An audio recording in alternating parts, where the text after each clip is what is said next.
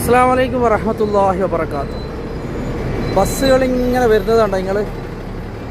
ഇതെന്ന് പറഞ്ഞു കഴിഞ്ഞാൽ ഇന്ന് മിനയിലെ ലാസ്റ്റ് എയറാണ്. ഇനിയൊക്കെ ഈ ബസ്സുകളൊക്കെ കുദായി അസീസിയാണ് ഓടുക കൂടുതലും, നമ്മുടെ ആജിമാരൊക്കെ വഹിച്ചുകൊണ്ട്.